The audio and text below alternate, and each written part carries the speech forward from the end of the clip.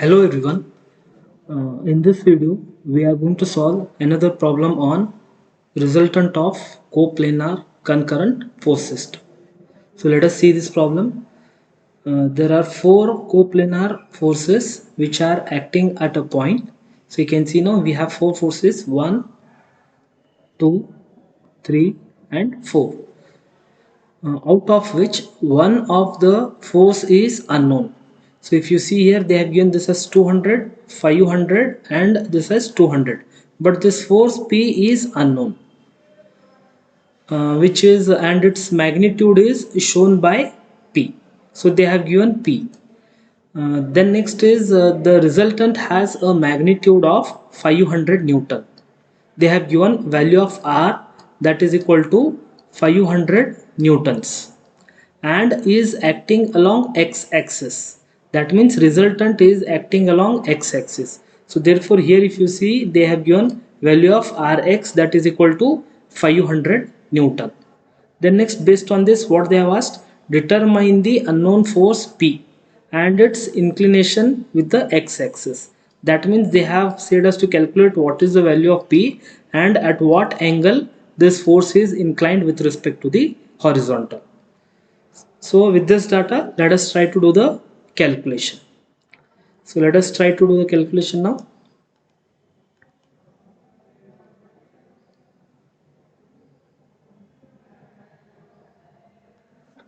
So what we can do is, as they have so they have given us the hint, that is they have given the resultant is acting along x-axis. Resultant is acting along x-axis. So therefore what we can do, if we are going to find out the forces along x direction, summation of all the forces along x direction, so that will be equal to resultant along x direction.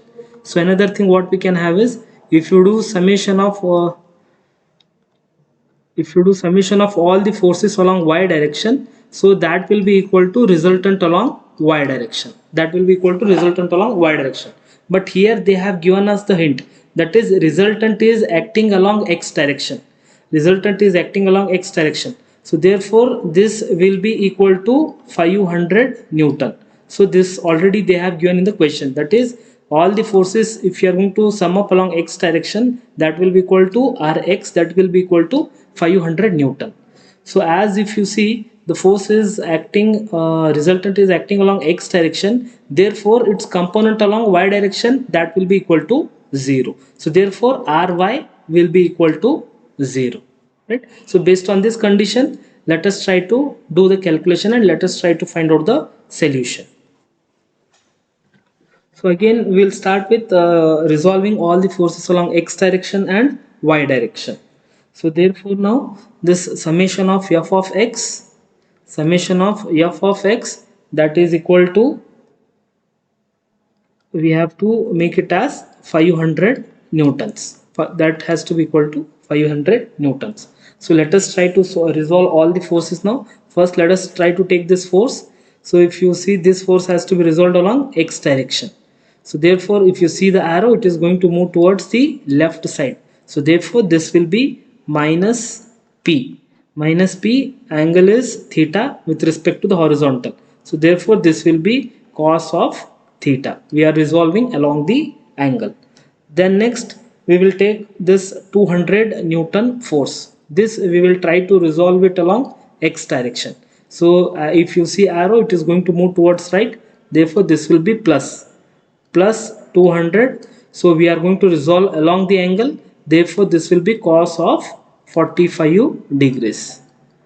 Then next we'll go to another force, that is 500 we have.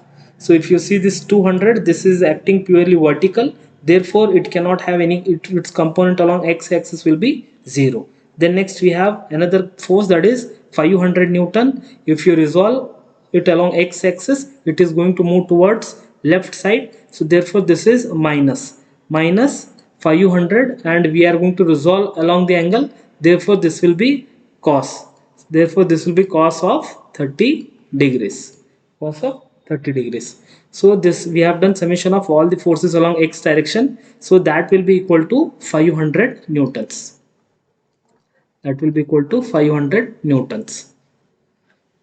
So if we are going to simplify this equation, we are going to get somewhat like this, that is minus p cos theta. So that will be equal to, if we are going to simplify this, so we will be getting somewhat around plus what you can say 291.591. So that is equal to 500. That is equal to 500. So if you simplify further, if you simplify, you will get p cos theta. So that will be equal to minus 791.59. So we can take this as equation number 1. So let us try to uh, go to the next equation what we have, that is summation of f of y. So we can have now summation of f of y. Summation of f of y, that is equal to ry, that will be equal to 0. So now we have to resolve all these forces along y direction. So therefore if you are going to resolve this along y direction now, so it's, if you see the arrow, this is going to move upwards, therefore it will be plus. So force is p, so angle is with respect to horizontal, but we are resolving it away from the angle, that is vertical, so therefore this will be sine of theta, p sine theta. Then next we are going to take second force, that is 200 Newton. This has to be resolved along y direction. So if you see the arrow, it will move upwards, therefore this will be plus 200. We are resolving away from the angle, therefore it is sine of 45 degrees. Then next we will take this 200 Newton force, as it is purely acting in the y direction. If you see the arrow, it is moving towards downwards, therefore this will be 200 Newtons. Then next is this force component along y direction, therefore if you see it is moving downwards, it will be 500. So angle is, we are resolving away from the angle, that is therefore it will be sine of 30 degrees. That has to be equated to 0. That has to be equated to 0. So further if you simplify, we are going to get somewhat like p sine theta. So that will be if you simplify this, it will be like a minus 308.579. So that is equal to 0. So therefore p sine theta, therefore p sine theta will be equal to, we can write it as 308.579. So we can take this as equation number 2. So now what we can do, by using this equation number 1 and 2, that is divide what you can say 2 by 1, that is p sine theta by p cos theta we can have. So we are going to divide this equation number 2 by equation number 1. So therefore this will be equal to p sine theta divided by p cos theta.